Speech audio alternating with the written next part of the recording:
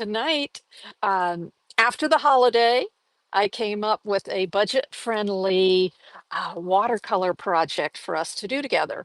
As I was driving for the Christmas and the New Year's holiday over to see my family, I'm in Florida, and I went by a whole bunch of fields.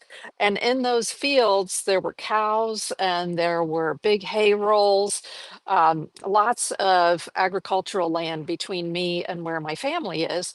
And so I saw lots of cows, and that gave me the inspiration to do cows tonight. And as part of the preparation for the show, I painted this colorful cow. Um, and then tonight we're going to do another colorful cow. And I'm going to show you the steps that I used to make this. Now, because it's a budget-friendly workshop, I wanted to show you the paint. I only used one palette of paint, and that's by Koi, the company Koi. It's by Sakura. Sakura is the name of the company that makes the Koi watercolors. They're out of Japan. And this is their set of 24. They also have a set of 12, and they have a set of, I think it's 36. But I find that for me, the set of 24 is perfect. And for my students as well, I recommend this set of 24. This is what it looks like here. And when you open it up, the nice thing about it is you have a lot of room to mix your colors. This comes out, and it also gives you a loop at the bottom so that if you were outside and you wanted to hold it like this and have it be stable, there are all your colors right there. And then it also comes with a water brush and these little sponges on the side. So if you wanted to not have to take water with you, you certainly could do that. I just find I prefer to have water with me because I find it's easier to clean the brushes off with the water. So I use a collapsible water container from Faber-Castell there.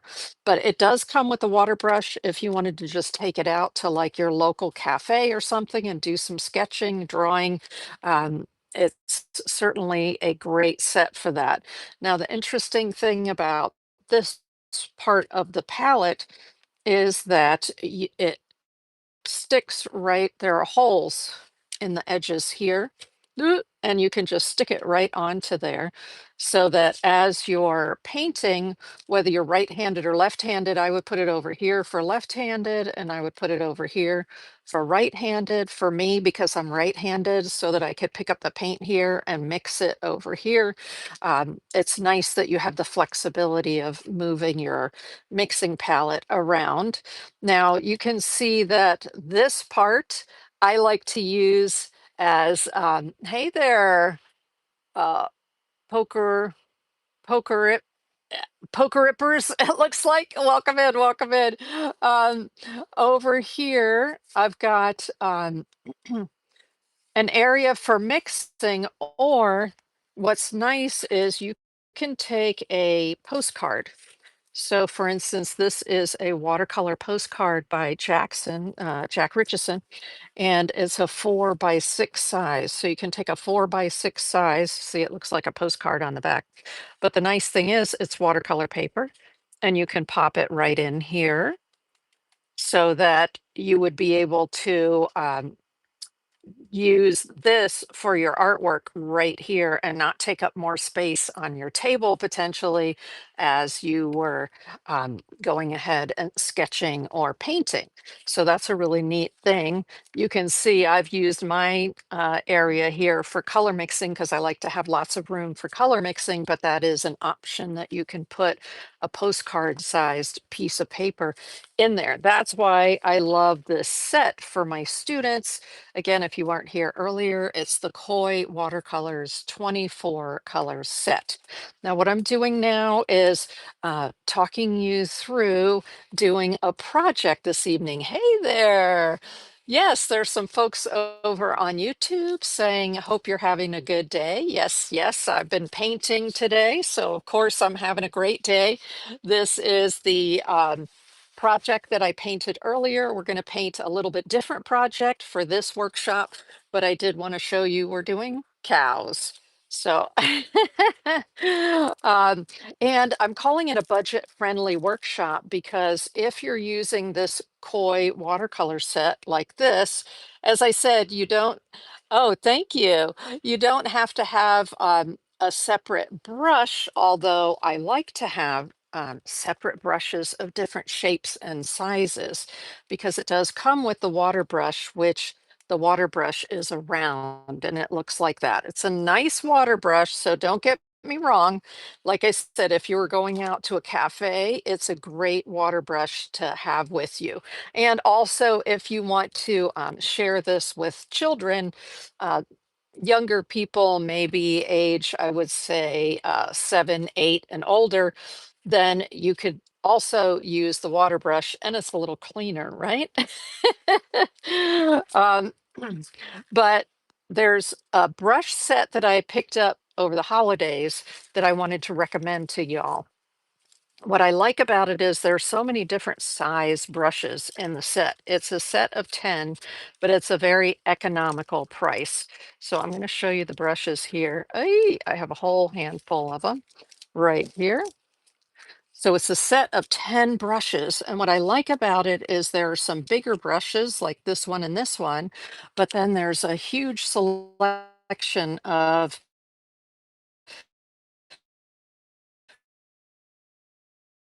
rounds all the way down to a nice small round one that I used for the cow. Most of the cow was done with this flat right here. And then this one, which is a an angle or what they might call a sword shape. So I like it. I like this set because of the selection of um, excuse me, selection of brush heads that you get. I'm going to show you the box that those come in. That's by Fumui, and I will have links to everything that I show you. I'll have links in the description of the video on YouTube after the video is over. Tonight, I go back in and I will add the description, in the description, the links to these. So this is the Fumui, they call it the professional series, but it is these 10 brushes right here. And these are synthetic hair. And so they are actually appropriate to use both for watercolor and for acrylics. But if you do use them for acrylics, make sure that you wash them out really well before you go back and try to use them for watercolor, because you have to make sure you get all of that acrylic out of there. I use a brush soap, a General's brush soap, which is not expensive to clean my brushes with. Now, Famui also has one other set that I like to put together with this set. So this set has 10 great brushes in it, but there's another set that I like that has unusual brushes in it. So if you want to have like a really complete rounded set that has some other unusual types of brushes in it, this is the other set. 1, 2, 3, 4. I think there are 5 brushes in this set like this. 1, 2, 3, 4, 5. And I'll show you what's special about these in just a second. But here's what it looks like when it comes in the box from Fumui. And here are the different types of brushes in here that make me very excited about this set. One is there's an excellent round. So if you just wanted to get a smaller set because of the round, you've got a beautiful round in here. Of course, here you also have good rounds. So this one is kind of a duplicate, but these other ones are not duplicates. And this set, you also get this massive quill brush, what's called a quill. So a quill brush is like this. It holds lots of water, but it also has a nice tip to it.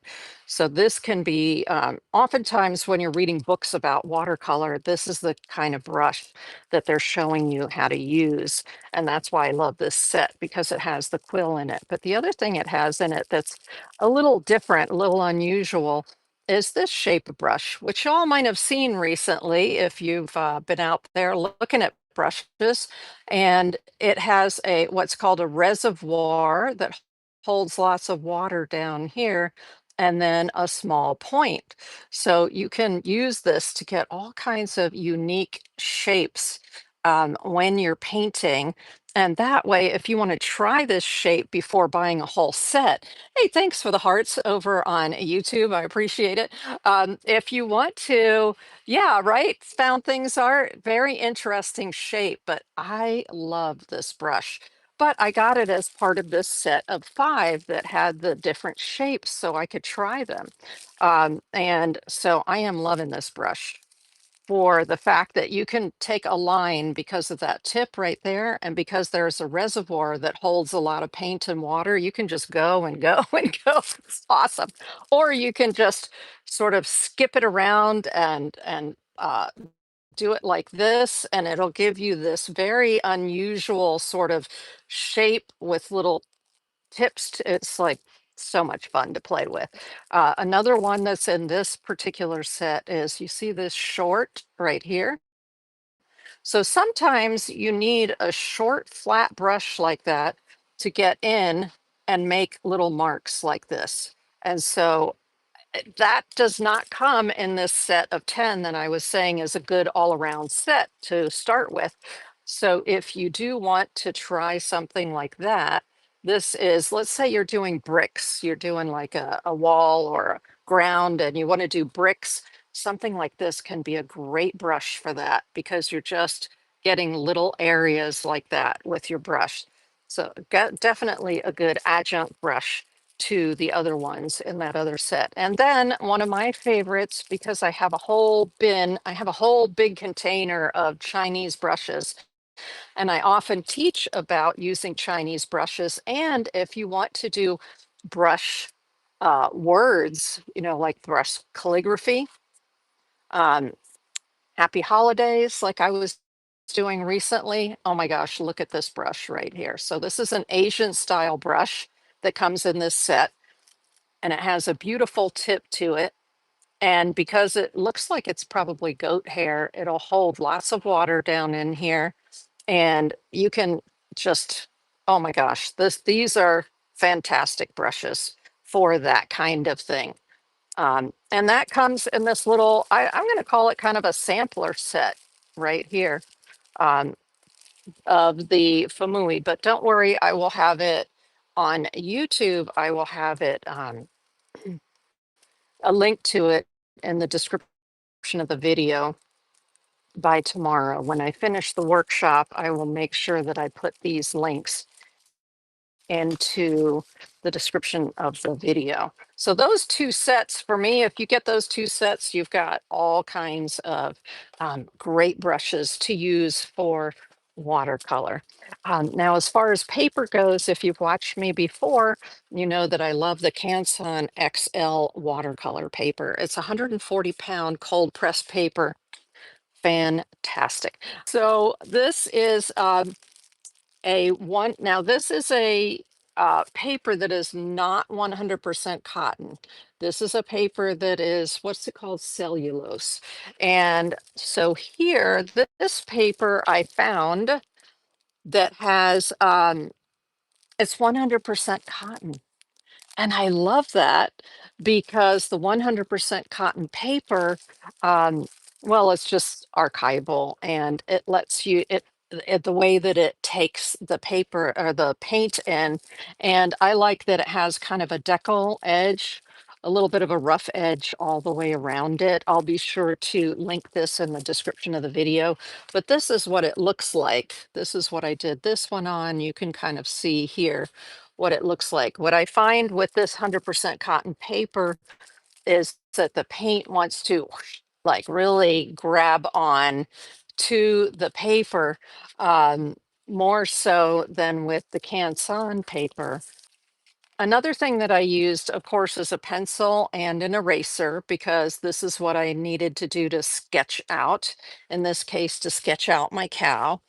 But if you look at it, there's not a lot of sketchy marks in here. And that's because I went over top of my pencil marks. I did my pencil marks very lightly.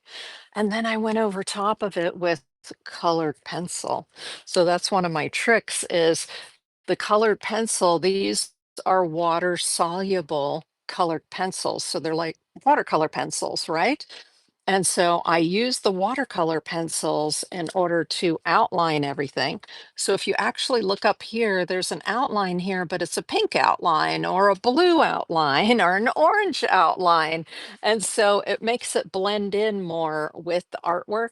If you go back over top of your pencil lines, your light pencil lines with a watercolor marker or watercolor pencil, sorry, before you go in and you do your watercolor. So I'll be showing you that as soon as we go over top of the table, because I did do a sketch already of another cow, and then we'll be outlining it with the pencils to get the fun colors.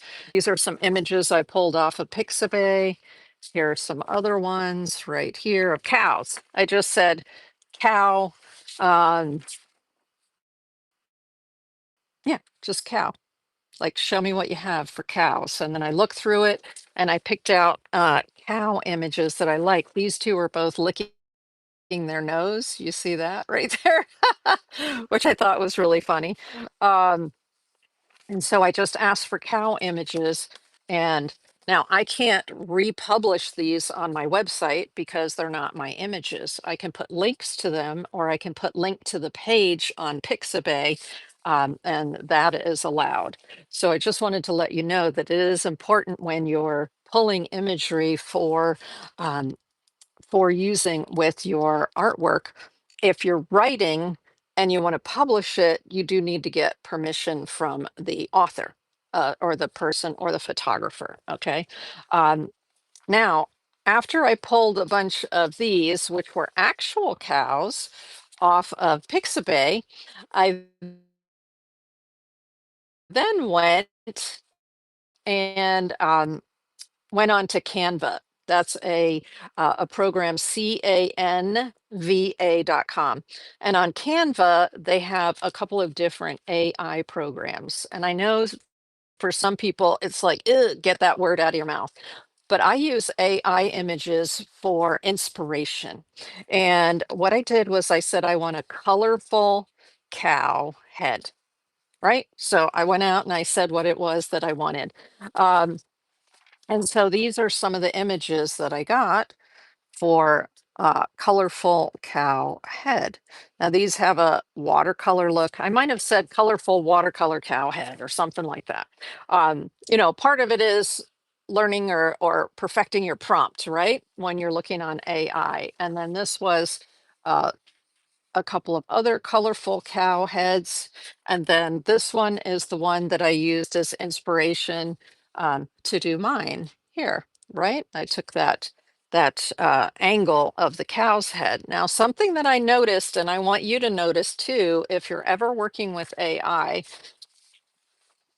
down here in the corner, image that AI pulled together, and they were using another artist's artwork as part of putting together that image, or it may just be another artist's artwork.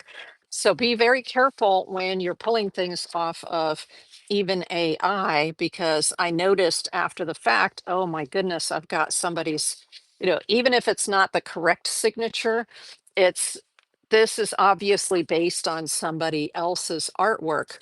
So I can do my artwork like this and I can sell this as my piece of art or anything, because it looks like AI derived it from another artist. So you do have to be careful and look at your images. Now, something like this, there's no sort of signature in there. So to me, you can practice doing this, right? Um, that's my what I like to do is I like to take the AI image and practice using the AI image and then use a photograph like this or like this, and then create my own image. And after having done this one, get some cues as to what to do color wise, stroke wise, all that kind of thing, and then use that in my own design. Okay. So that's kind of a way to use AI as a prompt and a teaching tool, but not necessarily just take the AI image and reproduce it in Paint. Okay. So I did that. I did it a little bit differently in the background and I changed up some of the paint colors and things, but I won't be publishing this as my own project. I created my own project from a real picture. And let me show you the real picture that I selected. There's so many. I love these cows that are so shaggy, right? Aren't they fun? Oops, there's a shaggy cow. His eyes are in there somewhere. Let me find the image that I decided to use. Here, there it is. So I decided to use this cow image as my inspiration for creating a colorful cow painting. But I will put a link to in the description of the video on YouTube to the cow search that I did on Pixabay. And then that way, all you'll have to do is click on it, and then you'll be able to go and search through the different cow images yourself if you want to do a similar project. Now, as I was driving for the holidays across the state of Florida and through the farmlands, this is the kind of thing that I passed. That's like almost the exact image of what I was passing on the road. Tons of cows with all of this sort of brown and the blue skies and lots of cows in the background. But this was the type of thing that I was seeing that inspired me. So it you know, you can get inspired by anything in your daily life in order to do this kind of artwork. Besides, let's say that you don't have this koi watercolor set, which I just put somewhere. There it is. Let's say that you don't have this koi watercolor set, or let's say you want to work on bigger paper and you want to play around with your bigger brushes like this, because I'm going to show you how to use this size brush right here. And let me see, the smaller one I think was the size 2 for details. So I'm going to be showing you how to use these with this project.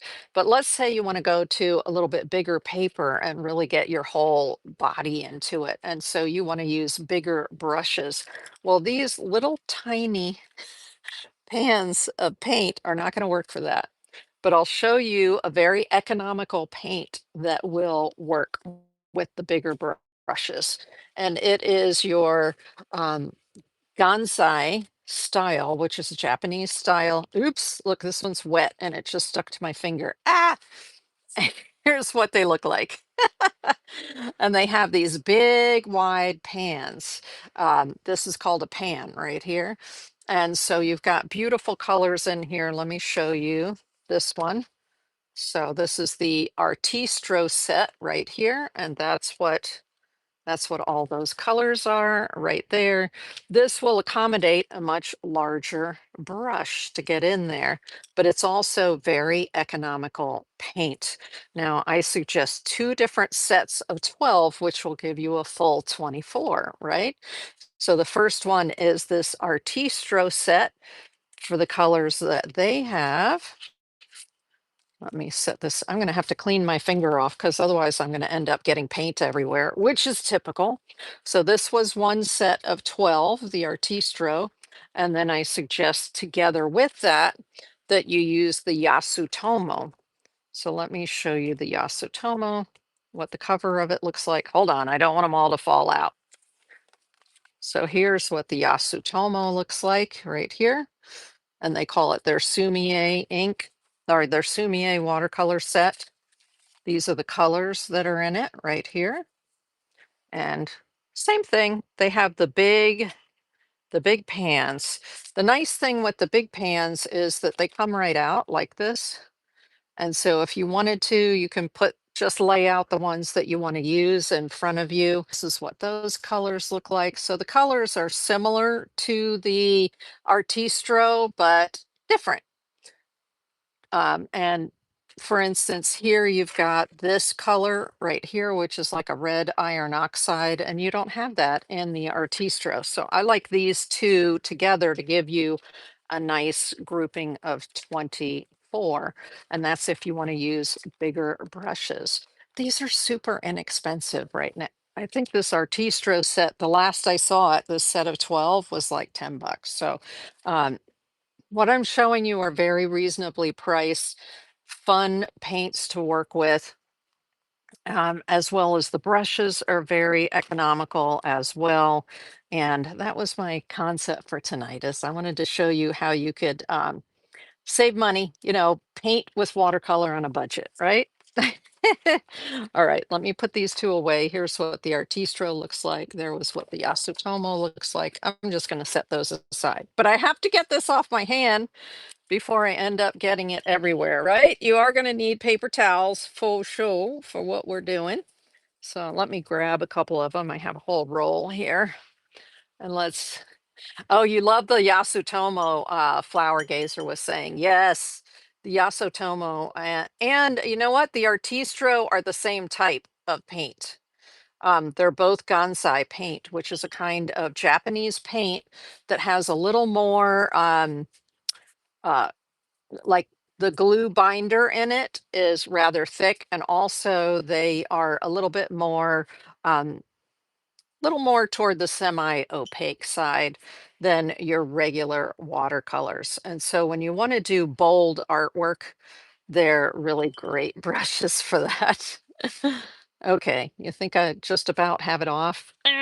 And hello, Flower Gazer. Welcome in. I'm glad you could join us this evening. Thank you so much for coming in.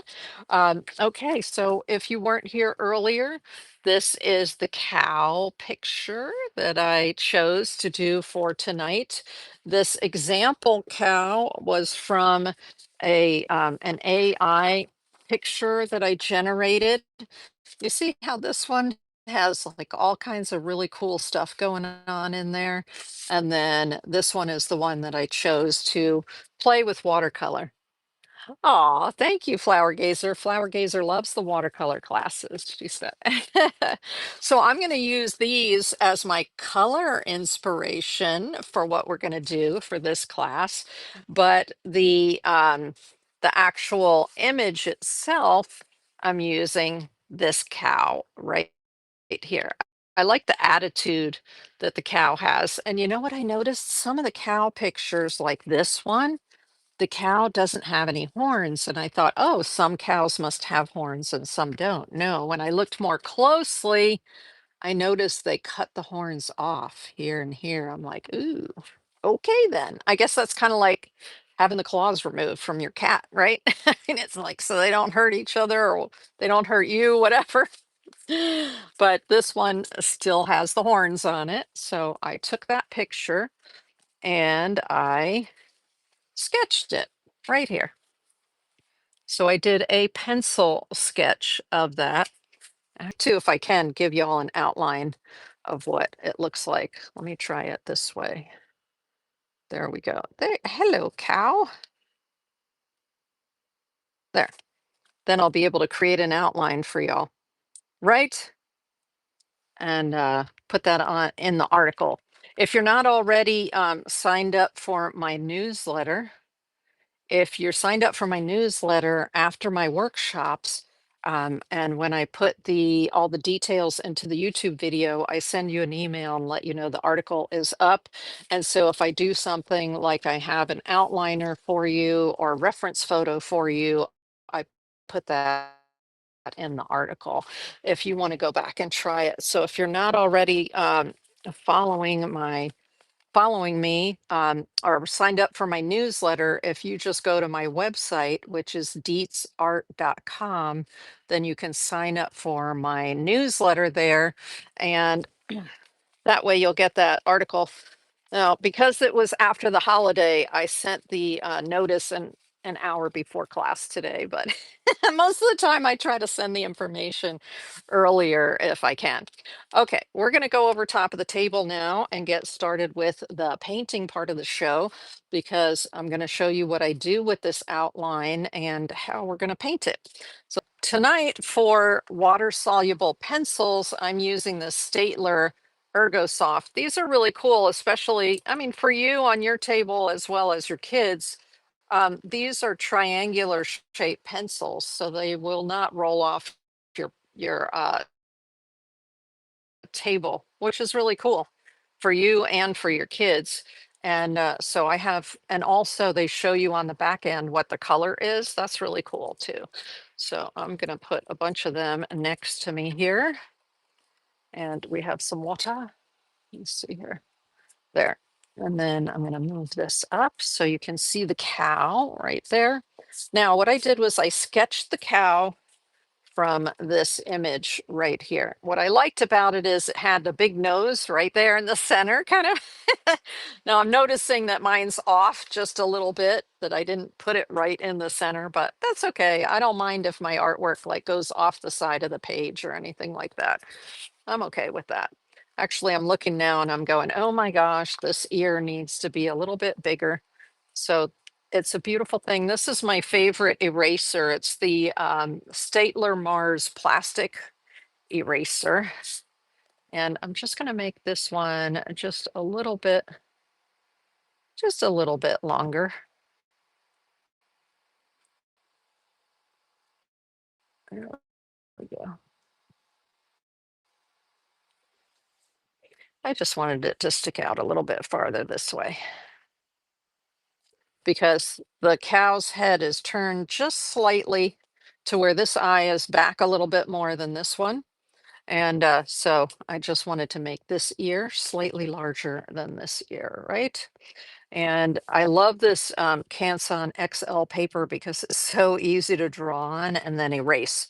So let me bring this up a little bit closer so that you can see the image right there of the cow that came from this image. So I'm going to put this right here in case you want to snap a picture of it, but it did come from Pixabay. It came from Pixabay.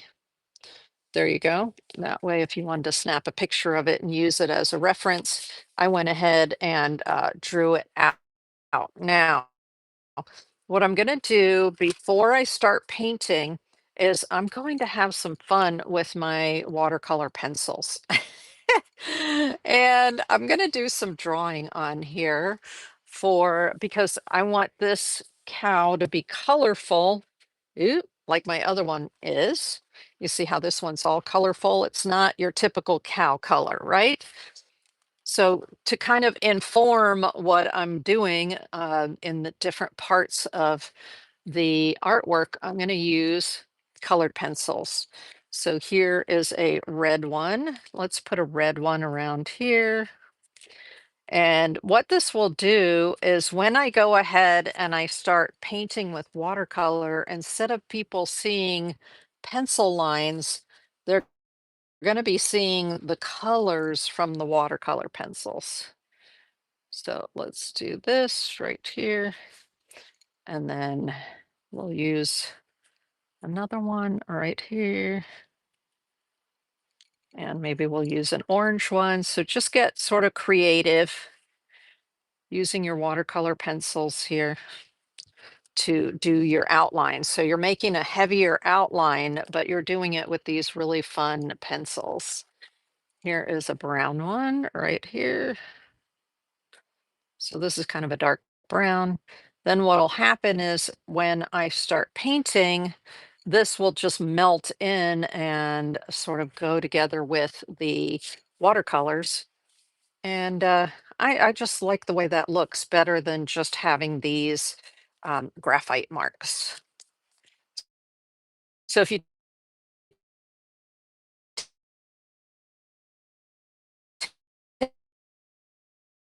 take nothing else away from tonight's class, that's it. Hey, Desert Diver, welcome in, welcome in. We're doing walk. I prefer. So this is the light brown. Let's put the light brown in here for the eyes, right? And sort of like that. So as we define the eyes. So this is just before I'm going to come in here with the actual watercolors. I want to just put some of these things in here using my watercolor pencils. Woo! Fun. So just have fun with your colors. Since we're doing a colorful cow, they don't have to be anything, um, that matches nature, even though the cow itself that we took the image from kind of matches nature. Doesn't matter. Okay. Where else do I want some blue? I think I want some blue right down here and a little bit more here and here because we've got some folds in the skin down underneath here. And what can I use? Let's use the red. So like I said, just have fun. We're not doing something realistic. The shape may be somewhat realistic, but the idea is to have fun with it and be very colorful. Um, what color do I want to do the horns? I want to do something different for the horns. So here I've got just a kind of a light green. Why not? It doesn't matter. It's all good. We're just having fun. This is a more playful and fanciful way of doing watercolor here. I am not going for, you know, brown and black, right? Nah, we don't want to do that. We want to have a lot more fun than that. So let me bring it up closer so that you can see. Do you see how the image is beginning to come alive with all of these different colors that are in there? And that's going to help just get you motivated to put like all kinds of crazy colors in here too. Okay, so those were green. What else do I want to do green? Eeh, I don't want to do the legs green because there's going to be grass down here. Well, maybe I will do green because there will be grass down here. I'll do green on this part. It'll kind of blend in with the grass that way, right? These are the legs back behind. If I show you this, there's a leg back here and a leg back here. Okay. So the cow's a little bit skewed. That's why part of the face it ends here and the other part of the face ends here. This eye is a little bit bigger than this eye over here. And this horn is slightly larger than this horn right here because the face is just twisted just a little bit. You don't have to do that. You can make it absolutely symmetrical if you want to. Oh, what are we going to do for let's use some orange here on the side of the body. We have an elbow kind of up there and then another one down here. You do not have to be exact because we are having fun. All right. So I'm just meeting up with the green with the uh, orange. There we go. And back in the back, I think I'll use a little bit darker, maybe a little bit of brown up here instead, and a little bit of brown for this leg right here in the back. Okay. So see how the legs are coming out so far? Right there, and then right up there. Okay, let's see. Let me use a dark blue. I'm going to use a dark blue back here. Oh my goodness, this one I sharpened it. It's super sharp. It's like, no, I don't want it that sharp. It doesn't need to be that sharp. Just do this part back here, the belly with the sword as the tip keeps breaking because I had it so darn so darn sharp, right? Oh my goodness. Okay, let's put that one back in there. What do I want to do? The ears. Let's do the ears with the orange also. There we go. Orange, orange. Like I said, this is so that when the paint goes down, these are water soluble pencils. So the watercolor will just, um, they're just going to blend into each other. And then that way, um, we're not going to, you're not going to notice the lines as much. No, you will not. Okay, let's get this ear over here. Ugh. Okay. And I need the orange again. Yeah, right here. So we've got the head sort of comes right there with the ears back behind it, right? There we go. The top of the head. What do I want for the top of the head? I'll just use this light blue here for the top of the head that goes like this. I do have some pencil marks there that just show some of the hair. You see the hair going up there? Because this little funny guy, check him out. This is another reason why I liked him, or her rather. See the hair right there at the top? Now there's a little tuft of hair at the top of the head. I think it's so cute. And if I want to, I can actually take this brown and I can do these little tufts. And then when I start drawing in the little hairs, I'll already have some hairs there that can be sort of the basis of it. Okay, cool.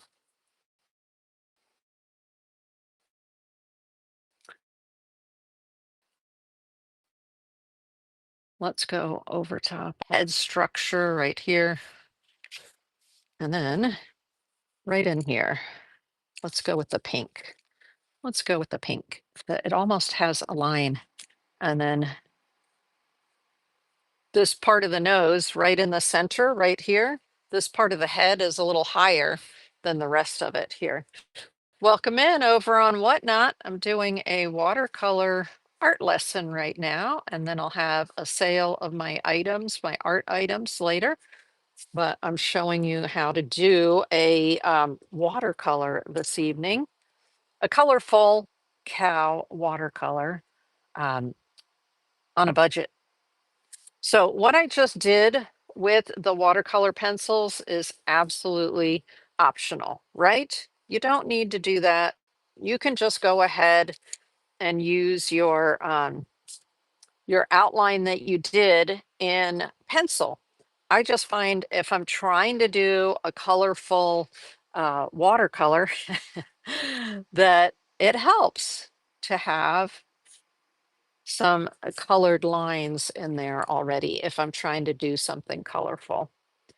And I'm looking here. Nope, I don't so much see. Let me see here. It looks like this may come up and have like an elbowy kind of thing here too. So I'm just doing this on the fly. There we go. Okay, so now I've outlined all the areas that I want to outline on my cow with all different colored watercolor, water soluble pencils. These are, y'all, these are so inexpensive. Just a regular set. You may already have a set of watercolor pencils at home. So just use what you have. But I will be putting a link to these. Like I said, I like them because they're triangular and they don't roll off your table. So let's put this one in here. Oops. Oh, well, it doesn't matter, does it? I'll just sort of put these in there like that. I like to have my supplies somewhat organized because the rest of my house is absolutely unorganized. So at least I like to keep my as well as I can, my art supplies organized. That's why I love this set because of the way it fits.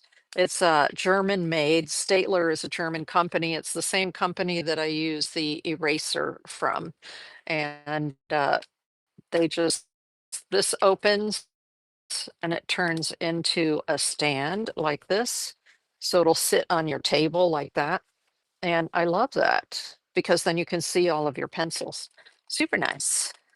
I don't know if they have this like ergonomic stand or anything anymore. I think I got this at a oh geez, an office supply store somewhere along the way. But anywho, there we go. So my pencil I can put away, my colored pencils I can put away, and now we can get started with our watercolors. Yee. Okay, let me move my waters out of the way here, like that, so that you can see the watercolors that I have. And then let me just look on the screen. This is the little color mixing tray that comes with these koi watercolors. If you weren't here earlier, this is what we're using. The koi watercolors set of 24 that comes in this nice little travel set. It does come with a water brush, but we're not using that right now. We're using some other brushes from Fumui. So what I like to do with something like this is challenge yourself to use a flat brush like this instead of using a round brush, because normally I would grab my round brush like this and just start going to town on this. And I feel like it can be a real challenge, but a good challenge to use this square tip or flat, what is called a flat brush. This is a 1/2 inch flat on it, um, in order to do your lines. And I'll show you the effect of that here. So if you look, can you see the little blunt lines right here? And some of the blunt lines down here. Now, using this same brush, I also got this really nice wash on this paper like that. So you can do a lot with this kind of square topped brush. You can see some lines here. What I like is when you use this flat brush like this, you tend to see more strokes on your finished artwork than if you were to use a round brush. With a round brush, you tend to blend everything together a little bit more. So for this, I want to have a little bit more of a kind of a blocky look to it. Now, of course, when I get into the eyes or I get into the nose, I'll be using the round brush because the round brush will fit in there better, because it's a round shape, right? But when I'm working on the overall part of it, I want to use this flat brush. So let's get the flat brush wet. Ah, what color are we going to start with? What do we want the nose to be? What do we want this cow's nose to be? I'm thinking maybe blue. We can start with some blue in here. So I'm just going to start making little marks and see how the paper reacts, how the pencil lines react. Okay, so just start putting in some marks because we're going to build on that. Also, I like to have my paper towel in my hand so that that is available for me to eat. Do that. This paper is going to act a little bit differently than this paper did with this cow, because this cow is done on the 100% cotton paper that I showed you from Tumu Arta earlier. And this one is a cellulose paper. Oh, you know what? Reminder, mm, to hydrate, right? If I'm talking a lot. Okay, so we're starting with the blue, but I really like the pink that I was playing with the other one. Let's do something like a deeper rose. Now, something that you can do as you're painting is if you want to see what, how dense the color is. I'm looking right now for another piece of paper that I can use. Let's see here. I'm going to grab a piece of mixed media paper. So just any other paper that you have in your studio. I'm going to grab it. This isn't even watercolor paper, but it's mixed media, so it'll take water. You just need to have something, even if you're at home and you just have computer paper. But you may want to see, okay, what is that color? And what's the density of the color? Do I need to add more water to it or not? So it's handy to have a spare piece of paper next to you to be able to do that with. And so I like that color. Let's get a little bit more, but I want it to be a little more fluid. So I'm going to take my brush and I'm going to dip it into water so that that color comes off a little more fluid.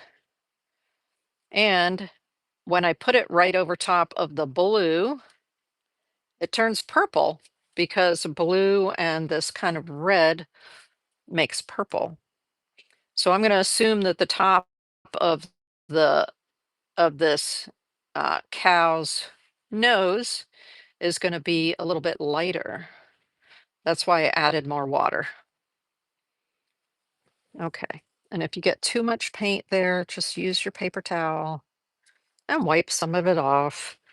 I'm not going for perfect. I'm going for interesting. That's my objective anyway.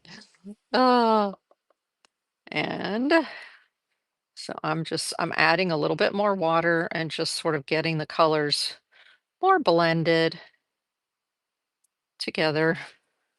But you can still see the brush marks. Now, if I want those blue brush marks to be more pronounced, I'm going to wait for it to dry, and then I'm going to add some more blue to it. Right now, I'm just laying down a very light background so that I can sort of see where my colors are and what's happening. So this is going to be much darker. This is the sort of opening of the mouth. It's going to be much darker, but I'm just putting it in right now as sort of a light brown so that I can see where it is. Okay. And this area down below here needs to be a darker blue. So I'm going into a darker blue. But if I want to see what the blue is, I can either put it on the mixing palette like this and see what color it is this way, or I can also put it here and see what the color looks like. If I say, ooh, that's a little bit too dark, then all I have to do is take a lighter blue and mix the two together in here, right? Then I go, oh, okay, I like that. Let's put that in there for right now. So I'm going to go over top of that with probably another pink or red. Um, just right now, I'm getting some of my colors in. Where else can I use that blue? I'm going to use that blue up here too. So I'm putting some of it up here at the top of the head. Nice. Okay. Now the horns, normally you think of horns as brown, beige. Let's make them red or like an orange. Ooh, I'm going to start with an orange yellow like this because I can always darken them. When you're watercoloring, it's okay to use lighter colors and then come back in later over top with a darker color. And it's okay that green is around the edge. That doesn't matter at all. Okay, we're just blocking these in. So this is that sort of sunflower orange color here. Plus, don't worry if you go outside the lines, okay? This is a colorful cow. We're not trying to be perfect here. We're not trying to render a perfect image, right? We're just having fun. Okay. There, at least I have one layer down on there. Now, what I did before with the ears is I went in with some purple in the middle because I know the ears are going to be kind of dark in the middle, right? All of our ears are kind of dark in the middle. So I kind of went in here with some purple and made the purple the middle. Then you're noticing that my marks are much more angular. They're not so much um, like if I were using a round brush, right? It's a little something different. There we go, right around the eye. I'm making it kind of purple around the eye because it's going to be dark, right? Right behind there. And then this ear, same. Just sort of putting some of the dark color in there in the middle. So for me, a dark is like a purple. Let's get a little bit more purple on there. Make it a little darker. And if I want it even darker, what do? I just add some of the dark, dark blue. So right here is our ultramarine. That's a dark, dark blue. It's very dark though. So I'm going to dip it in water first to get some of that darkness off of it. And then let's just say that I want it to be really dark right in here. See, there's a lot of water on it. So that is a wet and wet. Can you see how the wetness of that additional blue is kind of running in with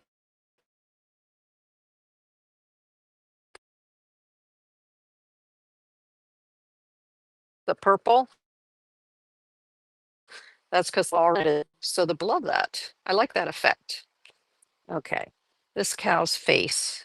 The face is not where I want it. So let's add some more of that sort of cerulean kind of blue. There we go. Now we're like getting it more. Like you can see the cerulean blue more. Yee.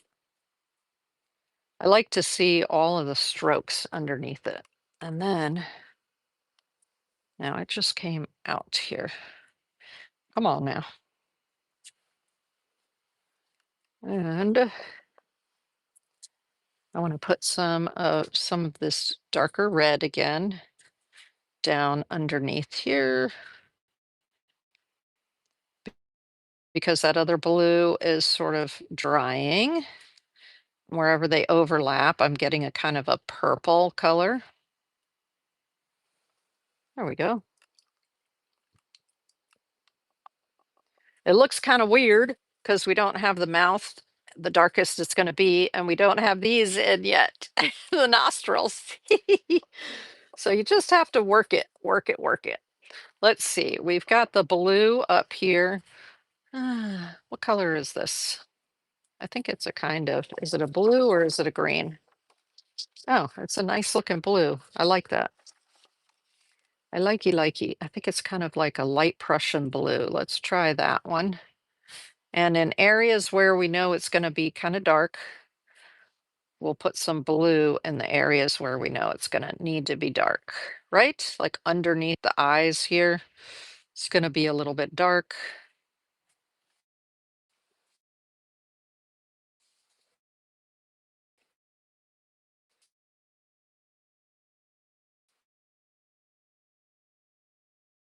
And this area. So let's get some yellow in there. Why not? Let's grab some yellow. Remember, you don't have to put paint everywhere. So and it's okay if the yellow mixes in with other colors here. It's mixing a little bit with that blue. That's okay. Let's go into that kind of orangey orange, which is like where we have the horns right now. We'll bring that in too. That's good. And then we're going to bring some of the red in. Why not? Plenty of water on the brush. Let's bring some red in there. Now, if I want to see what this red looks like, just go like that. Ooh, nice. It's like a cherry red, right? So let's get some cherry red, but I want everything here to be kind of wishy-washy, watery. Let's just go like this. And we'll bring some of this in. And we'll bring it across the head there. And we'll bring it over this way. What if we have it over here too? See, it's okay to just make unusual marks with your brush because we're painting, right? And that's what we want people to see when they look at our artwork. We want them to see these brush marks, like those brush marks, right? Now I'm going to pick up some of that pink. This is a rose color. And I like when the rose is like right in here. I put lots of water with it, with the rose. And if it's too much, you just do this and you pick it up a little bit. There. So we're getting of the rose over top of the yellow. Okay. And because we don't have the eyes in yet, you're probably like, what the? That looks like a hot mess. But every painting, if you're a painter, you know, every painting goes through what we call the ugly phase. Do not worry. You just keep working it. Now I'm going to take a little bit of um, the purple again. I'm actually going to put a little bit of purple with this red right here, so it makes it like a purpley red.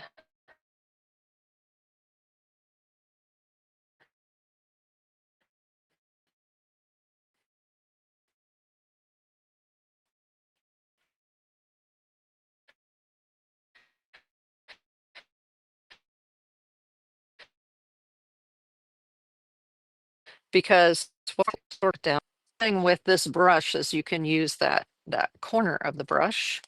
So I'm making sure that I'm not setting my hand in this other wet paint over here, right? You see how I'm sort of bringing it up and giving a little bit of texture to the horns? There we go. So the horns have a little bit of texture. Now, what happens if you put texture and you go, I don't like it? Now, I like it, but if you don't like it, it's super simple to fix it. You just dampen your brush and then you come in like this and you add some water on top of it, and that will soften it. Okay, so that just softened that a little bit. I'm going to show you the difference. So you've got more of the lines showing here. And then over here, I added some water and it softens the edges of those lines. Sometimes that's all you need is to just soften the edges. Since I softened those, I will soften these up just a little bit like this. Just put a little bit of water over them to sort of soften them up a bit. There we go. And then this is dry right here where the mouth is. Let's put a little bit darker color in where the mouth is. So I'm just building my darks. This is a sort of red oxide color, and then this is more of a brown color, like a Van Dyke brown. So I'm just going to bring that in here as I begin to sort of darken the mouth area. And I may end up putting black in there, but I would rather build up the darks like this, and then later decide if I need to make it black. Because it may be that your dark colors are fine and you don't need black. You just don't know. You just move it along. Okay. I want to put a little bit more of this sort of light orange in here. Broop, broop, broop. More brush strokes of that. Like that, the way that's building up. And remember too that when you're done with your watercolor, if you choose to, you can come back in with pen, markers, pencil, and just watercolor pencil and add more lines and detail and definition. So it's this watercolor is very forgiving for that. Okay, there's something else I want to have up here. What is it? What is it? Let's go with a little bit more of this blue. I really like this blue. It's kind of a cerulean. So let's just bring a little bit more of the cerulean blue in at the top here. There we go. Because this cerulean blue talks to the cerulean blue that's over here, meaning it kind of creates a little triangle. And then you go, oh, okay, those relate to each other, right? Those areas relate. All right. I'm going to bring that down just a little bit. I want to bring the blue down just a little bit to give it a little extra dimension. Doop. There we go. All right. Love it. Now, what are we putting around the eyes? The eyes. Because right now we have a little bit of whiteness around the eyes here. I don't want to go too dark. Why don't we pull that sort of light orangey yellow in again? And that way it sort of we have some where we have some continuity with the other colors. We can always go back over it with another color if we want to. Okay. And then, all right, so the face is doing okay. There's a little bit more than I need over here. So what are we going to put over there? A little bit more of that orange? Yeah, why not? Ooh, let's go just slightly darker. Slightly darker with this orange because it's sort of in the background, right? And a little bit over here. Just a little. So it sort of matches up. Phew. And there we go. Okay. This part needs a little bit. See, as I'm working in different areas, they're drying. So let me bring it up closer to you so you can see. Right now, do you see how this is still wet right there? That's on the ear, right? That ear part of the ear right there is still wet.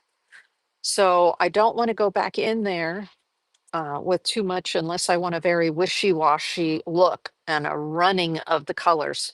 Otherwise, I like to let the colors dry and then come back in with some more fun colors or definition. Let's take this rose and I want to put more of the rose in here.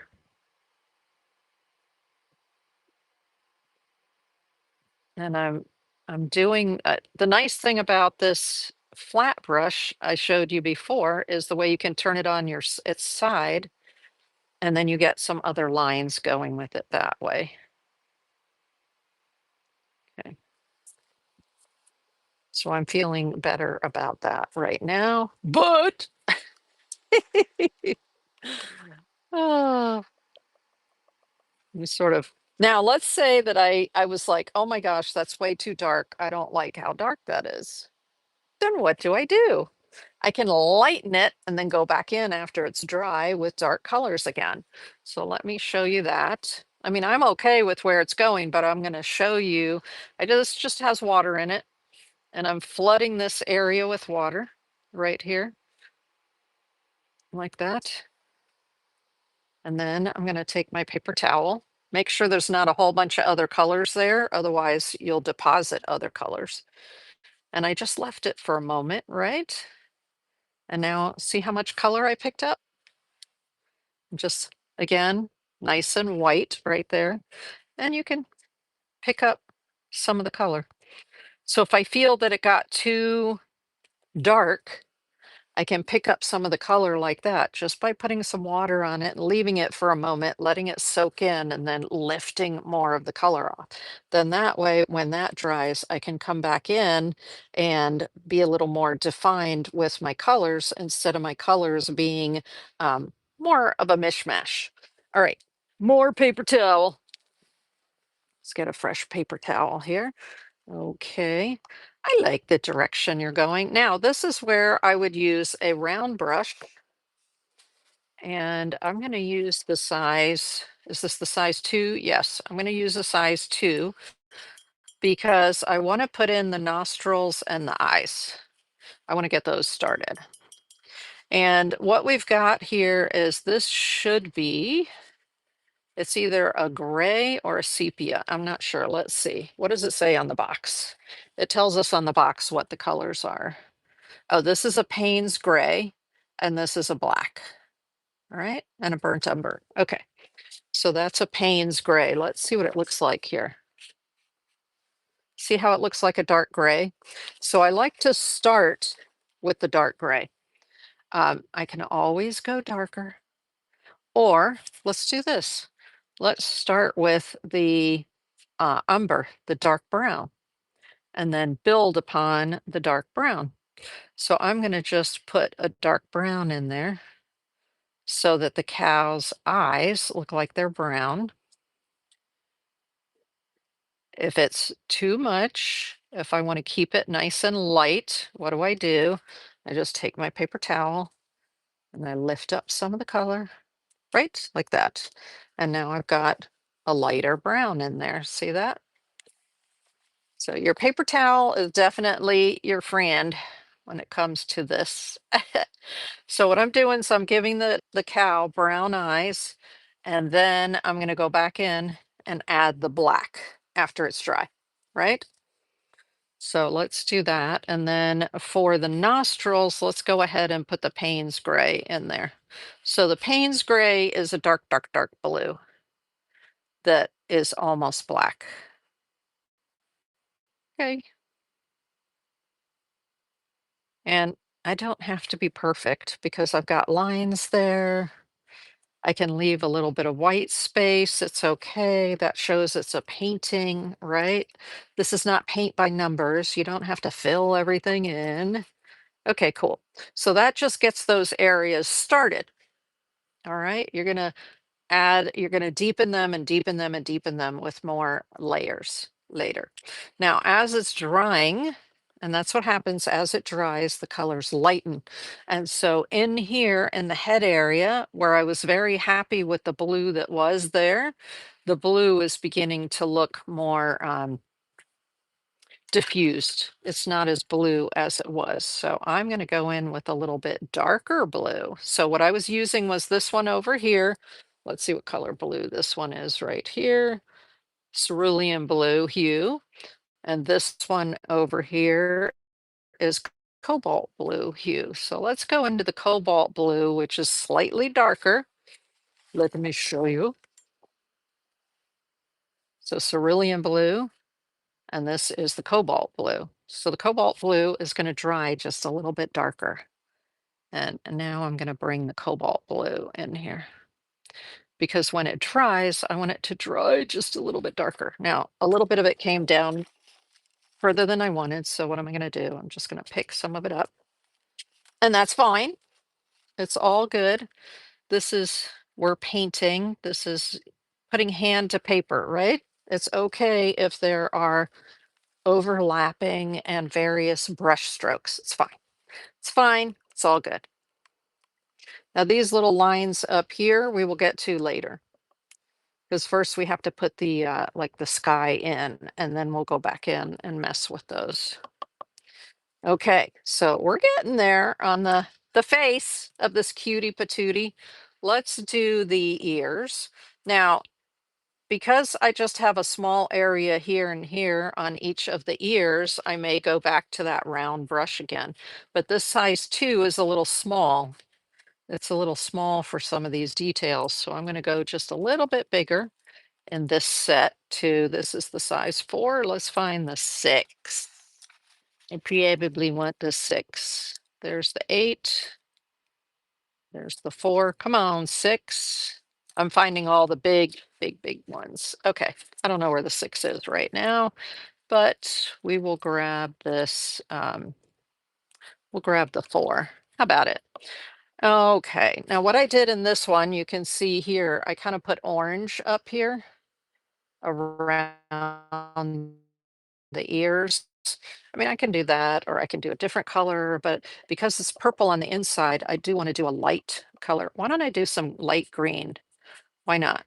Now, what I can do with this light green is I can add a little bit of yellow to it, and that'll give me some extra interest. So this is the mixing palette that comes with the koi. And let's get plenty of that light green on there. And then rinse off the brush, pull up a bunch of this lemon yellow to go with it. And I want to make sure there's plenty of lemon yellow in the brush before I mix it together. Lots and lots and lots. Phew. Okay, there we go. So it's kind of a spring green that I have there. And let's go ahead and just put that in here. I love green and purple next to each other. That's one of my favorite combinations. There we go. Because it's like, woo, like alien like, right? I know, I know. That's one of my favorite combinations, though. There we go. Like it at. Nice. Again, like I said, don't worry about filling all the white space. Don't worry if you go outside the lines a little bit. We're painting. It's okay. If somebody wants something perfect, they can take a photograph. We're painting, we're putting wackadoodle colors out here. We're just having a good old time, a grand old time, right? Okay, so that is just the basic outline of the ears. Let's go just a little bit darker now. So, my favorite color is this Paroline green over here, but let's take this one. Boop. Let's see what this one is. Ooh, okay. I know what that is. This is PG7. It is like your emerald green. See that? But I don't want it to be. Let's do this. Let's put a little bit of the emerald green toward the middle here so that we've got kind of a layer, right? We've got layers to the to the ear. So the ear is not just purple and light green. It's got some dimension to it. Okay, that's fun. There we go. Now, in the time that we were messing around with the ears, I bet this is dry. Yep, that is dry. So we're going to go back now to our other brush, the big flat. And what color, what size do they say this is? They say it's a 1/2 inch flat. And let's put some more color back in there. I really like this rose a lot. Quinacridone rose. So let's put some more rose in here and do it in the sort of the shape that I want the nose to look like it's growing or that it's shaped. Okay, there we go. And then I'm going to take some of the uh, cobalt blue here, and I'm going to bring the cobalt blue in here so it looks like it's sort of shaped like this. So you can see that the nose is sort of shaped like that. See how I'm using it on its side? That's why I really like this brush. Okay. And then I'm going to bring some of it in here. Yee. I'm just defining this edge here, the edge of the nose, the edge of the nose. And here. So you can start to see the shape of the nose there, right? And then we'll do it, bring it up here too, like this. Boop. Okay. Now we've got some nose shape and we've got some variation in the colors. It's getting better, getting better. Okay. And then right here, I want it to be some of this ultramarine, but the ultramarine is too dark. Look, it's pretty dark. So I'm gonna mix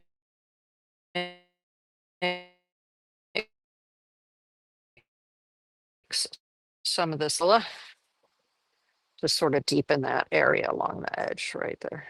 There you go. Let's do a little bit more of it here, a little bit more of it here.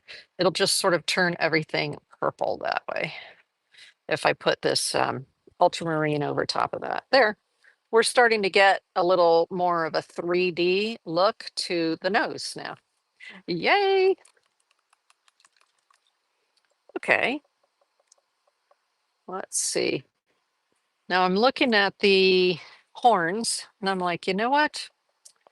I want it to look like the sun is coming from back behind here. So I want to take some of this yellow off of there and make it a little bit lighter. And that'll help give the horn a little bit of extra dimension. So I'm just going in with water and I'm pulling some of that deep color out of there. But that particular color, this orange red or yellow orange, will stain some of the paper. So when I do this, it's kind of subtle, but it leaves some of that yellow behind. And that way it's darker over here and lighter here in the middle. I'm going to do the same thing over here, but I'm going to make sure I don't stick my wrist right here where it's wet. Ah! I have to reach. So watercolor, there's a lot of push and pull. There's a lot of laying down color and picking up color. Layering, removing, like that. Okay. So again, I'm trying to lighten this up a little bit. And if I lighten it a lot, I can actually come in with that sort of lemon yellow and go over top of it and get that little bit of extra dimension with the lemon yellow in there. So I've got lemon yellow on my brush, extra water, lemon yellow. Want to make sure it's nice and juicy. And then just come in here with a little bit of that lemon yellow. There we go. And come in here with a little bit more of that lemon yellow. The interesting thing about the lemon yellow is it just looks a little bit like it has a little bit of a green tint to it. It's kind of interesting. Okay, I have to take my jacket off because now it's hot. I think because once I get going with painting, I get warmed up, right? Ugh. Okay, there we go. Let's go ahead and use the small brush that I was just using and add more of that Payne's gray into the nose while I'm at it. So I'm just making it a little bit darker. And I'll use a little bit more here over here. Just intensify by adding the layers, you're intensifying it. Okay, they actually look fine now. I'm going to put some of the Payne's gray in the eyes because now the eyes are dry, see? So I'm going to lay some of this Payne's gray. I want to be sure I have plenty of water on there so it'll release the color. And then I'm going to put the, see, I'm having a hard time releasing the color because the brush is not as wet as it should be. Oh, starting to get it. A little bit more water. You want to be sure there's enough water on there to release. We're going to add eyelashes in a little bit. So, okay. I like to leave a little mark there. Give their eyes a little bit of personality. Nice. So we've got brown around the outside for the color of the cow's eyes. And now we've got the irises in the middle. Let's get just a little bit more. Oh, nice. Okay. Do that. Okay, cool. There we go. We have eyes. All right. Yeah, I like how that yellow on here. Do you see how it lightened up? I always get nervous when I do the eyes, right, Flower Gazer? Well, Flower Gazer, I read your book to my grandson, the one about the flowers, the seed and the flowers. Oh my gosh. He wanted me to read it over and over and over again. He loves that book. Loves it. And then I got him one of those what I call magic paper or magic it's like a magic carpet where like a Buddha board, you can put water on it and then it'll evaporate and disappear. And so he wanted me to draw your seed. So he wanted me to draw your seed when it was sleeping and draw your seed when it was awake and then draw your seed when it popped out of the ground. And then draw your seed with once it had leaves on it. And it's great because then after it's done, he said it was hiding because it would dry and disappear. We had so much fun. He loved that book. I didn't give him the nightmares book yet because he's only 2.5 and he doesn't have nightmares. He sleeps so well right now. So I was like, you know what? It's not time to introduce it. But I know your kids are a little bit older. So I told my daughter I had it and that if that became an issue, I have the perfect book for it. Okay, let's go ahead and put some paint in around here. I love this, like I said, I love this rose color. So let's use some of the rose color down in here like this. And I want to do some of the right next to the face. I like to go really dark so that the face stands out.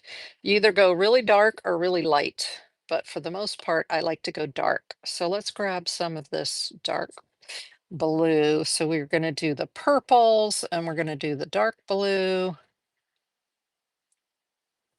And it's okay that the dark blue just blends in with that pink because what'll happen, it'll just turn its own shade of purple, right? So let's just bring this in here. Nice. Yay. And then up near this part, I'm going to bring in the purple, actually, because the purple's nice and dark. So this is just your chance to be fanciful and play and bring in colors that you normally wouldn't. Okay, let's see here. I actually want to bring some cobalt blue in along the mouth here. I'm looking at the mouth and going, hey, what do I need to fix from the what's just below the mouth? There we go. What else? What else? More of the purple, I think, right in here. But you can blend, like I can put some of that blue right over top of some of that purple. Yee, purple. Let's bring more of the purple in there. Love that. Love the purple. All right. And I want to have more of the ultramarine, the dark ultramarine right along here. Eee. So it's kind of blending in with the what's down below it, right? So you can see the shadow there. Now, if you really want to get crazy, I could take like, let's say the cobalt blue, and I could add a lot of water to it, and then I can put it in there and let it sort of drip so I can get some drippy drips going. And you see how it's just dripping in the area where it's already been wet? And that gives you some fun effects as well. And if I don't like it dripping all the way down there, I can pick some of that up, right? Nice. All right, let's get now the back area of the cow back here is actually going to be a little bit lighter because it's sitting out in the sun, right? What's close to you is going to be darker and what's farther away from you is going to be lighter. So the belly is much further back. So let me take some of this blue here with lots of water and just throw some blue in. But then I'm going to throw some other colors in with it. Let's throw some more of that magenta in with it so we can get some fun colors going there. And then a little bit more of that lighter blue over here. Again, yee, again. That's what the kids always say, right? That's what my grandson always said, and what my kids always said, again. And if it's too much, just lift some of it with your brush and some water. And then let's bring a little bit of the purple in there. Why not? Junk. So we'll just sort of mix a little bit of purple in with it. Fun. I want to make it just a little bit darker down here where the little leg is over top of, the little leg here and the shoulder is going to cast a shadow on the belly, isn't it? And if it's too much, if the line is too, you feel like it's not blended enough, just go in with a little bit of water like this and just blend the edges. Nice. Okay, let's put a little bit more of that cobalt blue hue right in here. So we have sort of a shadow where the leg meets the body. There you go. And we add a little bit of water and we'll get some diffusion there. Get the color to diffuse. All right, cool. Cool. Hello. Hello. Now I want to do the legs. What are we going to do with the legs? The legs. How about some red on the legs? Why not bring some red in here? Because this is a colorful cow. It's okay if we blend our colors together. Plus, we used red up in here. So it's good to use it in more than one place, right? Go.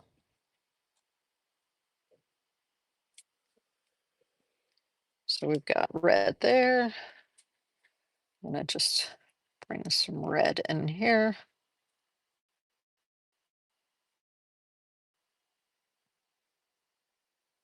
There we go.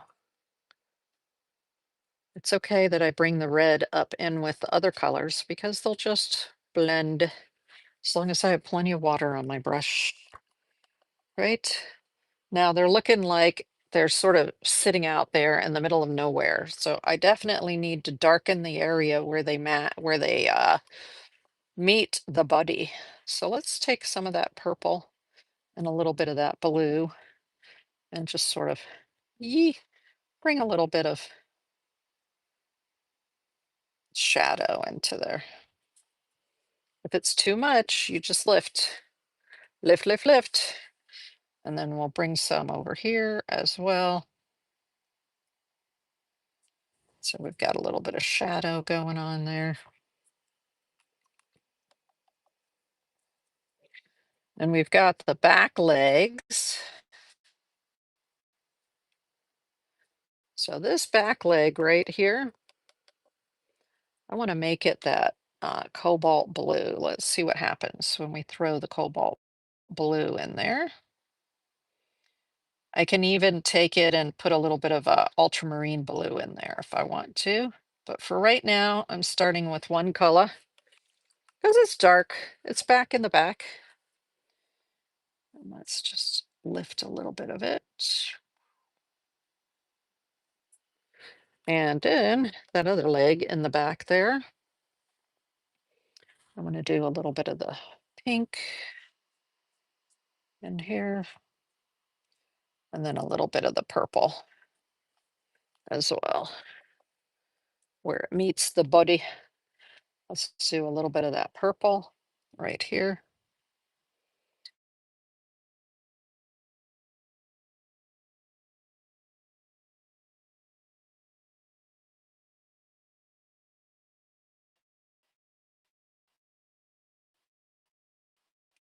A little bit darker bring some sort of, hey there, and a little bit of that ultramarine. So we get a definitive shadow here, right?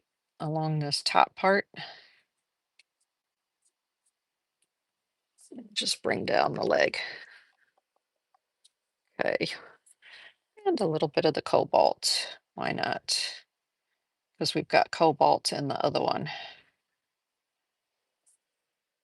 And I like the kind of pink in the back leg there. So I'm going to bring a little bit of, maybe a little bit of purple into this back leg right here, right along the edge there. So there's more separation there. Okay. Let's see. Oh, that paper towel was soaked, and it's okay. It's okay if they keep getting soaked.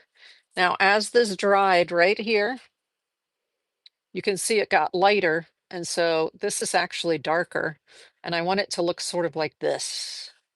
So I'm going to add a little bit more of that cobalt blue in there, like this.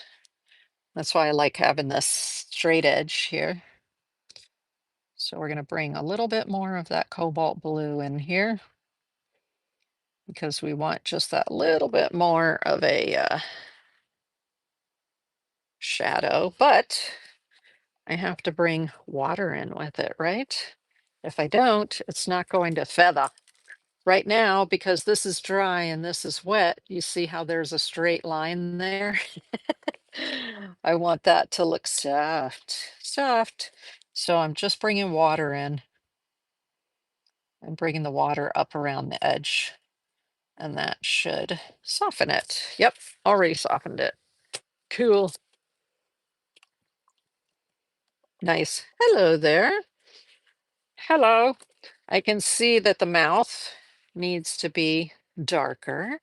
So we're going to add the Payne's gray to the mouth right here. Let's do some Payne's gray on the mouth.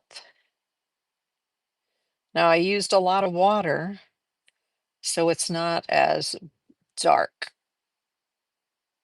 And it's blending in with the brown, and it's just giving us a darker brown. And that's okay. We'll see what happens when it dries. Now, the cow needs, it's in space. Right now, it's just floating in space, right? I'm just getting up a little bit of paint that got out along the edge. That's okay, but there's a little bit there. Okay, so right now I want to do some trees back here, right? A little bit of the terrain.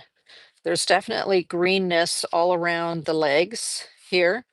What I want is what's closest to us is going to be darkest. So this area right here toward the bottom is going to be the darkest green, and then it's going to be a little bit lighter green, and then a little more olive green as we go back in the back. Oops, I see a big droplet of water there. Let's get that up. Um, and so what I want to do is I want to start with a super light green. So let's do what we did before. I'll get a bunch of yellow here. I don't want to contaminate my yellow, although most of the time my yellow is very contaminated. So this is a lemon yellow, and I want to add the lemon yellow in with this green that I had before, and then I get sort of a May green. You see that? I get a light green. I'm going to add lots of water to my brush because I don't want it to be I don't want it to compete with this green right here. So we're just going to put some here and some here. I'm going to use 3 greens. So we're just starting with the light green, and then we're going to go to a darker green.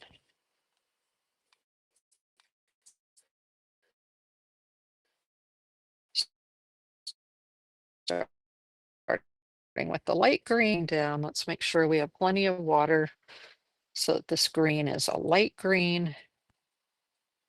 There we go. Doo-doo.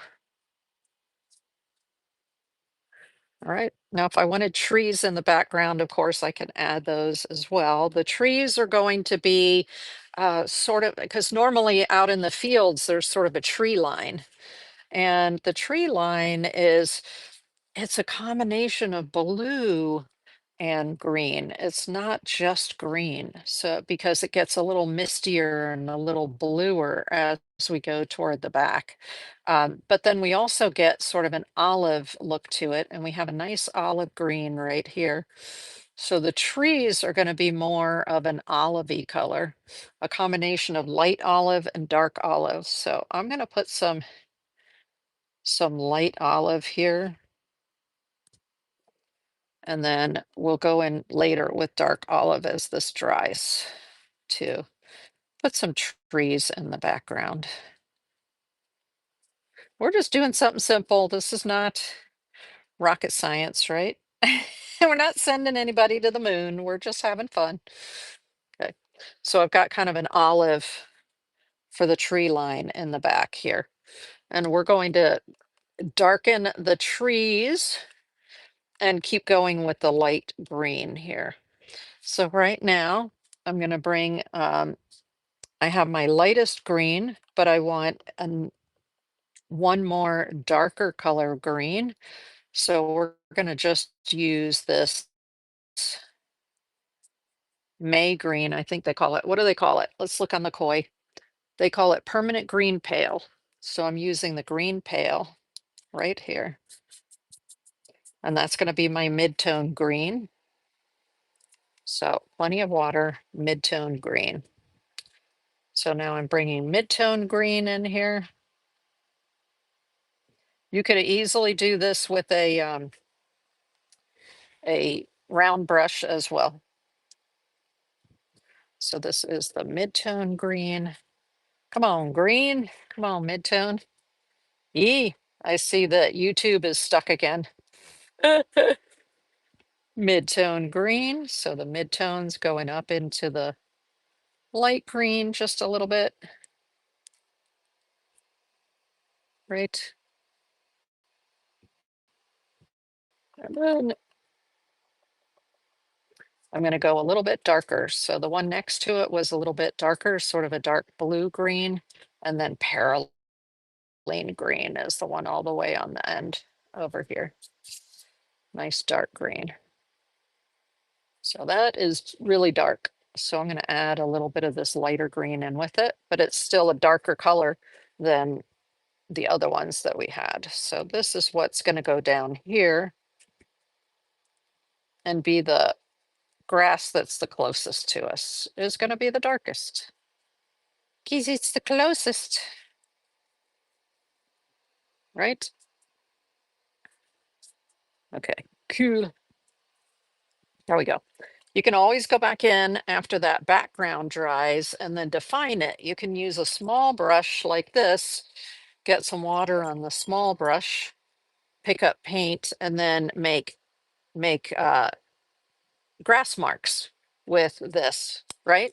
Now, if I want a dark olive, let's say I want to put a tree or two in here in the background, and I want dark olive, then to get a dark olive, I use black. So I've got black on the end right there. Ooh, I have some black in there like that. Not a lot of black, actually. I'm going to take a little bit of that out. And then you want to add yellow to it. So yes, black and yellow will give you olive green. Do you see that? Yee. Okay, it's not quite as dark as I want.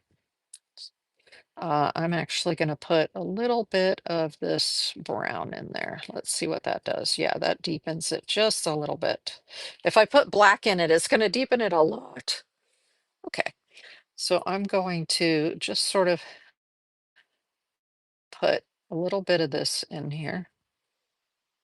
So it just looks like a little bit of extra foliage right over top of where my other sort of olive green was. I want it to be darker. So it's going to go back behind the ear here.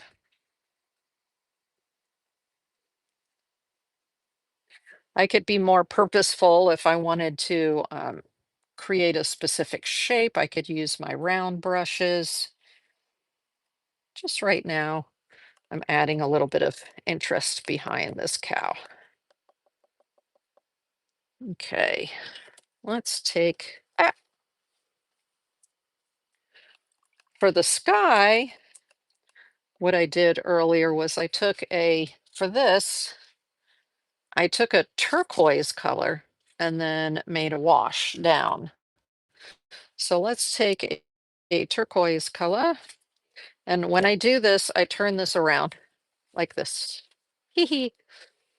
So that way I'm putting the darkest color here and then making my wash as I go this direction. So let's take, to create this turquoise, I think this is actually a dark turquoise. Yes, it's a dark turquoise. So you can take this dark turquoise, what color do they call that? What's next to ultramarine? Prussian blue. So I'm taking Prussian blue like this, beautiful sky color, right? And then I'm going to add a little bit of, I'm going to get the yellow dirty. No, let's try this one, the cerulean blue. Maybe I can make it happen with that. Okay, it's a little too heavy. Okay, I do need some yellow. Now, this water you can see is quite dark, so I'm going to put it into the clean water here in order to get my yellow to put in there so that I don't contaminate the yellow too much. There we go. Oh, that's turning it too green. I always have this when I'm making when I'm making turquoise. I'm always having to go back and forth between the green and the yellow and the blue in order to get the blend that I want. Okay, let's try it again. I don't want it to be too green because, of course, the grass is green, right? Okay, I'm just going to skip that for right now and go straight to this one, the cerulean. So let me just put the cerulean in there. If I put just a touch of this green right here, then that gives me a turquoise. So that's the cerulean, and this one they call viridian hue, and that gives me a kind of a turquoise. So I'm going to pick up a lot of it, add some water to my brush, go across the top here. This should be my darkest dark right up at the top. So if it's not dark enough, I can just grab a little more color and put the color in. Now I'm going to add some water to my brush. I want to make sure you can see that. And begin diluting it as I go down. And I'm just going around those horns, right? You see how I'm going around the horns, but not all the way down to the head yet because I'm going to add more water. Okay. So yes, this is diluted, but I'm going to add even more water. Okay, now let's add more water. And then we'll take the more water and we'll just keep diluting it down. And now we've got less color in here. And we're blending it with that edge. There we go. Blending it with the edge to try to keep the edge from being aligned. We don't want that edge right there to be aligned. If you need more water, pick up more water. We're just creating that light wash. There we go. Light wash in there. And keep going over here. And then we're going to come down to, you can see I barely have any of that color on my brush here. So I'm just going around that green a little bit, putting a little bit of blue down inside the little holes to give it the impression that I'm seeing the sky through the bushes, right? Yee, that's that side. Now I need to do it on this side. Just using that little bit of blue that's left on my brush, going around those leaves, getting a nice pale sky in there. A little bit down in here where there are more holes, sky holes, we call them, right? There we go. So we've got our background sky now where it's darker up here. If you're looking and going, well, there's not enough darkness up at the top. Now that this is dried a little bit, pick up a little bit more, and I can come in here and drop in just a little bit more color. But of course, I don't want that line there, so then I'm going to just get a touch of water and I'm going to blend it where that line is so that I can get it to blend in with what's down below it. Right? There we go. Nice. So now I've got some of the color that's blending. And I want it to be darkest at the top. Okay, so that's how I do the sky upside down because I find it just so much easier to do it upside down like that. Eee. Okay, so now we've got a little bit of sky in the background. We've got some greenery. We've got the cow. Now, I would normally let that dry and then go back in. Like I want more patches of color in the legs, maybe some more patches of color in the body right here. Um, I might put some more color in the face, more marks in the face with my brushes. But for right now, what I want to show you, which is the last bit that I need to do, is putting some um, like putting these little hairs up here and putting the eyelashes and the little marks on the what the right here whiskers, right? Because right now our cow looks naked. We don't want our cow to be naked. So I've got to throw in. Now I see just a couple of little white spots, so I'm just throwing a little bit of yellow in on the white spots. And but let me show you what I did in order to create the whiskers. So you can do dark whiskers or light whiskers, right? Let's do the dark ones up here first, because if you look at the cow, it has some little dark whiskers right up here, little hairs, and some white hairs. But we'll start with the dark hairs. So we're going to use some dark brown. What I found with these brushes, I was telling you earlier, we're using the Famui brushes, and I'll have the set linked in the description of the video. Um, what I found with the smaller brushes like this, and it's also true of the Princeton small brushes, whenever you're doing detail work like that, you need to make sure there's plenty of water on your watercolor there, because otherwise what's going to happen is as you apply it, you're going to get more of a dry brush. Do you see those little spots that are in there? That's a little bit too dry. It needs to be really nice and juicy wet. So I find if I think I have enough water, I dip back in and grab a little bit more water. You don't want it to be too soaking wet, but you do want it to be kind of like cream, right? Very syrupy, like a cream or a honey. And now there's enough on there. And I'm going to come in here. I want to make sure that wherever I'm going to put my hand is dry, or I prop my hand up. And remember, I said we did these lines, but we're going to come in and we're going to use this brush, and you're going to have to dip back often. So you're going to have to just dip back in. So we've got some hairs over here, right? And then I'm going to do some white hairs. So right now, there's those, a little bit more of the brown. Actually, what I want to do is get some of this like red brown. What do they call this color? Light red, they call it. Where I am right now, it's sort of a, I would call it a warm red. And so I'm going to add a little bit of that in with it too, because then it's not just brown, is it? It's more of a color like what we've got going on in the rest of the cow.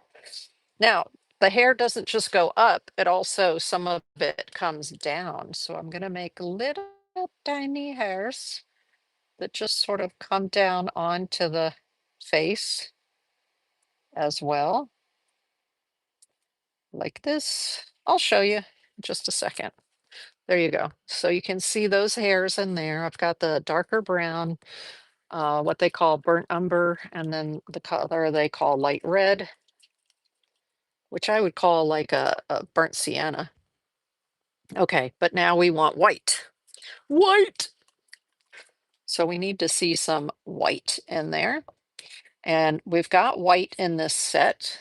Ooh, for some reason my computer turned off. And I don't know why.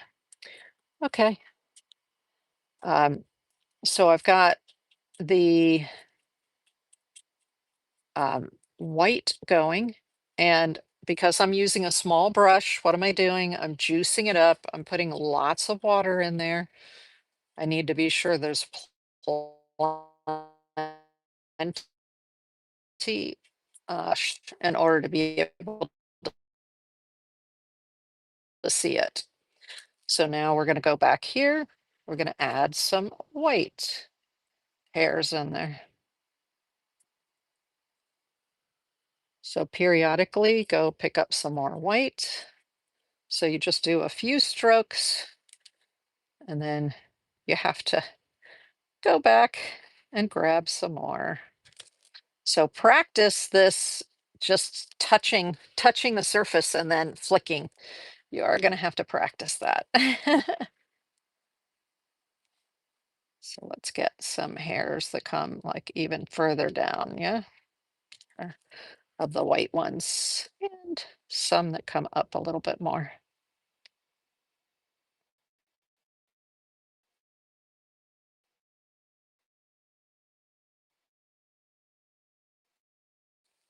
Oh, it looks like there's a bunch of hair on the top there. Hello, just like that.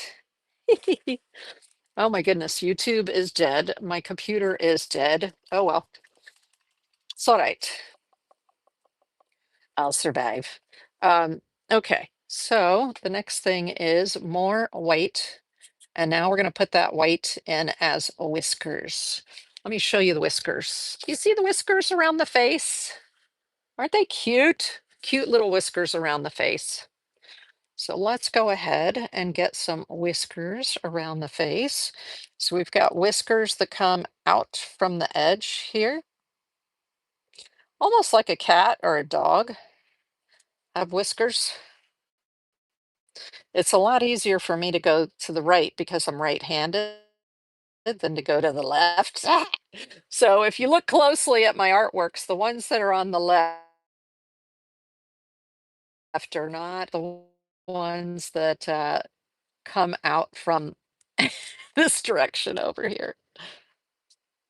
There we go.